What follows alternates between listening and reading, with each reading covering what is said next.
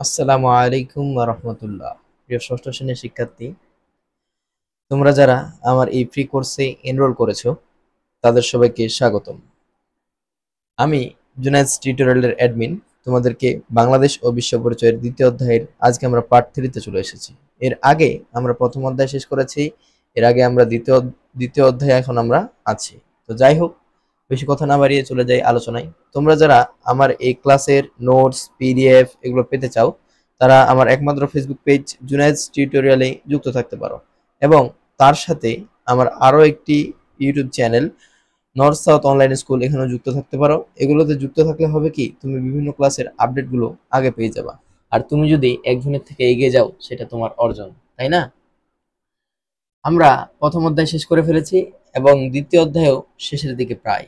এবং আজকের ক্লাস দিয়ে এবং আরও একটা ক্লাস হবে, সেই ক্লাসের পরেই আমরা দ্বিতীয় অধ্যায় শেষ করে ফেলব। দেখো, আমরা একটু আসি কি কি আছে। আমরা এর আগের দিন ভাস্কর্য ও চিত্রকলা শেষ করেছি, এবং আজকে আমরা ঠিক তারই ধারাবাহিকতায় আমরা আজকে চলে এসেছি যে এই যেখানে জিনিসগুলোর কথা বলা হয়েছে, অর্থাৎ শিক্ষা, তৎকালীন সময়ের যে শিক্ষা, এই শিক্ষাটা ঠিক কেমন ছিল, এই শিক্ষা নিয়ে আজকে আমরা একটু আলোচনা করব। তো যাই হোক, ক্লাসটা একটু বড় হবে, একটু মানসিকভাবে প্রিপারেশন নিয়ে ক্লাস করতে বসো এবং সাথে পারলে কলম রেখো, তাহলেই আমি যেগুলো দাগিয়ে দেবো এগুলো তুমি সুন্দর করে দাগিয়ে নিতে পারবে। পাঠ 6 প্রাচীন বাংলার ভাষা, অর্থাৎ বর্তমান সময়ে আমরা যে ভাষা ব্যবহার করি এটা কিন্তু আধুনিক ভাষা, এবং প্রাচীন সময়ে, অতীতের যে সময়টা ছিল, এই সময়ে যখন মানুষ ভাষা ব্যবহার করত, এই ভাষাটাকে বলা হয় প্রাচীন ভাষা। অর্থাৎ প্রাচীন বাংলার ভাষা ঠিক কেমন ছিল, তার সাথে সাহিত্য। বর্তমানে আমরা যে উপন্যাস, নাটক, কবিতা এগুলো পড়ি, এগুলো হচ্ছে সাহিত্য। এবং শিক্ষা, আমরা বর্তমানে শিক্ষা অর্জন করি না, ঠিক সেভাবেই বলা হয়েছে যে প্রাচীন বাংলার ভাষা, সাহিত্য এবং শিক্ষা কেমন ছিল। প্রথমে আসা যাক ভাষা ও সাহিত্যের ব্যাপারে, অর্থাৎ প্রাচীন বাংলার ভাষা এবং সাহিত্য কেমন ছিল। বাংলার নানা স্থান থেকে পাথর ও তামার পাতের খোদাই করে লিখিত লিপি পাওয়া গিয়েছে। অর্থাৎ বাংলার, আমাদের এই বাংলার বিভিন্ন স্থান থেকে খোদাই করে, অর্থাৎ খনন করে, প্রত্নতত্ত্ববিদগণ এগুলো খনন করছে, এবং খনন করে কি পাওয়া গেছে, বিভিন্ন ধরনের লিপি পাওয়া গেছে, লিখিত লিপি পাওয়া গিয়েছে। এই লিপিগুলো কি? এই লিপিগুলো হচ্ছে প্রাচীন বাংলার যে সাহিত্য চর্চা হতো, প্রাচীন বাংলার যে শিক্ষা ছিল, এই শিক্ষার হচ্ছে একটি আদর্শ নিদর্শন। এবার বলা হয়েছে বগুড়ার মহেস্থানগড়ে, মহেস্থানগড় থেকে প্রাপ্ত কালো পাথরে খোদাইকৃত লিপিটি এর মধ্যে প্রাচীনতম। এটা মোস্ট ইম্পর্টেন্ট একটা লাইন, যে এদের মধ্যে সবচেয়ে প্রাচীনতম কোনটি, তখন তোমাকে বলতে হবে মহেস্থানগড়ের, মহেস্থানগড়ের সেই প্রাচীনতম খোদাই করা পাথরটি বা লিপিটি।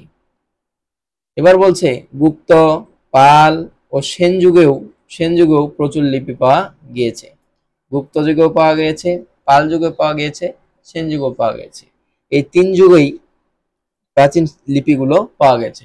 এই লিপিগুলো দিয়ে কি হয়? এই লিপিগুলো দিয়ে তৎকালীন সময়ের বিভিন্ন আইন, তৎকালীন সময়ের বিভিন্ন শাসক যেই নীতিগুলো জারি করেছিল, এই নীতিগুলো সেখান থেকে জানা যায়।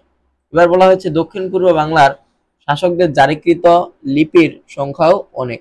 অর্থাৎ দক্ষিণ পূর্ব বাংলার শাসকরাও প্রচুর পরিমাণে লিপি ব্যবহার করত। এই লিপিগুলো থেকে প্রাচীন বাংলার ভাষা ও বর্ণমালা সম্পর্কে ধারণা পাওয়া যায়, তাই না? এবার বলা হয়েছে পাল যুগের ঘটনা নিয়ে কবি সন্ধ্যাকর নন্দী রচনা করেছিলেন প্রখ্যাত রামচরিত্র কাব্য গ্রন্থ। অর্থাৎ রামচরিত্র কি? রামচরিত্র হচ্ছে একটি কাব্য গ্রন্থ। এই লাইনটা মোস্ট ইম্পর্টেন্ট। আর এটা কে লিখেছিলেন? কবি সন্ধ্যাকর নন্দী। তিনি কোন যুগের ছিলেন? তিনি ছিলেন পাল যুগের। একটু শুধু রেড করে দিই, তিনি ছিলেন পাল যুগের একজন কবি, তাই না? এবার দেখো, এর পাশাপাশি পাল আমলে আরো রচনা করা হয়েছিল চর্যাপদ। পাল আমলে রচিত হয় চর্যাপদ।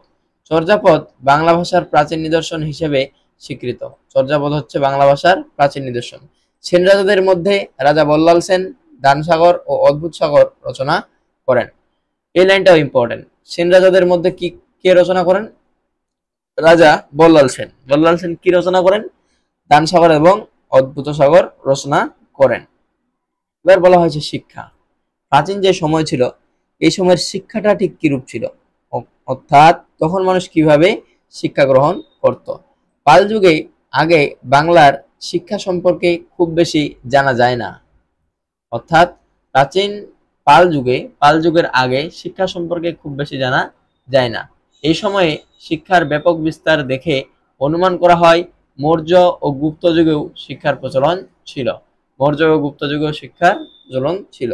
বাংলা থেকে পাল যুগের অনেক বৌদ্ধ বিহারের ধ্বংসাবশেষ আবিষ্কার করা হয়েছে, অর্থাৎ এই বাংলা অঞ্চল থেকে, এই বাংলাদেশ থেকে বা এই বাংলা ভূখণ্ড থেকে বৌদ্ধ বিহারের ধ্বংসাবশেষ আবিষ্কার করা হয়েছে। বিহারগুলো ছিল বড় বড় পরিসরের শিক্ষা প্রতিষ্ঠান। এই যে বৌদ্ধ বিহার বলা হয়, এই বৌদ্ধ বিহারগুলোই হলো বড় বড় একটি শিক্ষা প্রতিষ্ঠান। বৌদ্ধ ছাত্ররা এখানে পড়াশোনা করত। বৌদ্ধ ছাত্ররা কি করত? এখানে পড়াশোনা করত। তারপরে কি করত? এখানকার শিক্ষকদের বলা হতো আচার্য বা ভিক্ষু।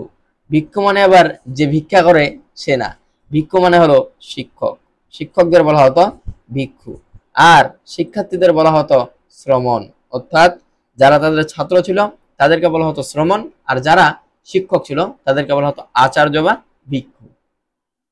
বর্তমান যুগের আবাসিক বিশ্ববিদ্যালয়ের মতো বিহারেও ছাত্রদের থাকার ব্যবস্থা ছিল, অর্থাৎ বর্তমান যুগে যেভাবে আবাসিক ব্যবস্থা আছে প্রাচীনকালেও বিহারেও ঠিক সেভাবে ছাত্রদের থাকার ব্যবস্থা ছিল। বিহারে শুধু ধর্মীয় বই পড়ানো হতো তা নয়, বিহারে শুধু ধর্মীয় বই পড়ানো হতো তা নয়, এখানে চিকিৎসাবিদ্যা, ব্যাকরণ, জ্যোতিষশাস্ত্র সহ নানা বিষয়ে শিক্ষা দেওয়া হতো। অর্থাৎ চিকিৎসাবিদ্যা, তার পাশাপাশি ব্যাকরণ এবং জ্যোতিষশাস্ত্র সহ শিক্ষা দেওয়া হতো। এবার বলা হয়েছে এসব আলোচনা থেকে বোঝা যায় শিক্ষার ক্ষেত্রে প্রাচীন বাংলার মানুষ বিশ্বের অনেক দেশের চেয়ে এগিয়ে ছিল, তাই না? শিক্ষার ক্ষেত্রে প্রাচীন বাংলার মানুষ বিশ্বের অনেক দেশের থেকে এগিয়ে ছিল, অর্থাৎ এখান থেকে শিক্ষার প্রচলন শুরু হয়। এবার দেখো মুসলিম শাসনামলে বাংলা, এতক্ষণ বললাম মৌর্য, সেন, গুপ্ত, এরপরে আসলো মুসলিম শাসন। মুসলিম শাসনে ঠিক বাংলাকে কিভাবে পরিচালিত করা হতো? বাংলার মধ্যযুগের সূচনা হয় 1204 খ্রিস্টাব্দে। তখন রাজা লক্ষণ সেনকে পরাজিত করে তুর্কি সেনাপতি ইখতিয়ার উদ্দিন মোহাম্মদ বখতিয়ার খলজি বাংলা জয় করেন। অর্থাৎ 1204 খ্রিস্টাব্দে কে তুর্কিবীর বা তুর্কি সেনাপতি ইখতিয়ার উদ্দিন মোহাম্মদ বখতিয়ার খলজি লক্ষণ সেনকে পরাজিত করে পর্যায়ক্রমে তুর্কি সেনাপতিরা পুরো বাংলায় শাসন বিস্তার করতে থাকেন, অর্থাৎ আস্তে আস্তে তারা পুরো বাংলায় ছড়িয়ে পড়ে। এর আগেই ভারতে মুসলিম শাসন প্রতিষ্ঠা হয়েছিল, অর্থাৎ 1204 সালের আগেও ভারতবর্ষে মুসলিম শাসনের প্রচলন ছিল। দিল্লি ছিল তাদের রাজধানী, অর্থাৎ দিল্লি থেকেই এই শাসন পরিচালনা হতো। দিল্লির সুলতানদের পাঠানো সেনাপতিরা বাংলার প্রশাসকের দায়িত্ব পালন করতেন, অর্থাৎ দিল্লি থেকে যেই শাসককে বা সেনাপতিকে পাঠানো হতো তিনি কি করতেন? তিনি বাংলা অঞ্চলের এই শাসনটা প্রচলিত করতেন। দিল্লি থেকে বাংলার দূরত্ব অনেক, যোগাযোগ ব্যবস্থাও ভালো ছিল না। সম্পদে পরিপূর্ণ হওয়ায় বাংলায় দায়িত্বপ্রাপ্ত শাসকগণ স্বাধীনভাবে দেশ পরিচালনার ইচ্ছা করতেন। তারা অনেকেই দিল্লির সুলতানের বিরুদ্ধে স্বাধীনতা ঘোষণা করেছেন, অর্থাৎ তারা কি করতেন? বিদ্রোহ করতেন। সুলতান শামসুদ্দিন ইলিয়াস শাহের সময় পুরো বাংলা স্বাধীন হয়ে যায়, অর্থাৎ সুলতান শামসুদ্দিন ইলিয়াস শাহের সময় পুরো বাংলা অঞ্চলটা স্বাধীন হয়ে যায়। বাংলার স্বাধীনতা টিকে ছিল 1338 খ্রিস্টাব্দ থেকে 1538 খ্রিস্টাব্দ পর্যন্ত দীর্ঘত 200 বছর, অর্থাৎ এই দীর্ঘ 200 বছর কোনো শাসকের পদার্পণ হয়নি। বাংলার স্বাধীন এই 200 বছরের ইতিহাসের গুরুত্বপূর্ণ দুটি সুলতানি বংশ শাসন করেছিল, অর্থাৎ এই সময় মুসলিম দুটি রাজবংশ এই বাংলা অঞ্চলকে শাসন করে, যার একটি ইলিয়াস শাহী এবং অপরটি হচ্ছে হোসেন শাহী বংশ নামে সুপরিচিত। অর্থাৎ এই দুটি রাজবংশ কি করে বাংলা অঞ্চল শাসন করে প্রায় কত বছর? প্রায় 200 বছর। হোসেন শাহী বংশের শ্রেষ্ঠ শাসক ছিলেন আলাউদ্দিন হোসেন শাহ। এই লাইনগুলো এমসিকিউর জন্য মোস্ট মোস্ট ইম্পর্টেন্ট। 1526 সালে দিল্লির সুলতানি শাসনের অবসান ঘটে, অর্থাৎ 1526 সালে দিল্লির সুলতানি আমলের অবসান ঘটে। তখন দিল্লিকে কেন্দ্র করে ভারতের মোগল শাসন শুরু হয়, অর্থাৎ সুলতানি শাসনের পরে বাংলায় আগমন ঘটে মোগল শাসনের। তারাও বাংলা দখলের চেষ্টা করেছিল, তারা প্রথমে সফল হয়নি, কারণ তারা প্রথমে পারেনি।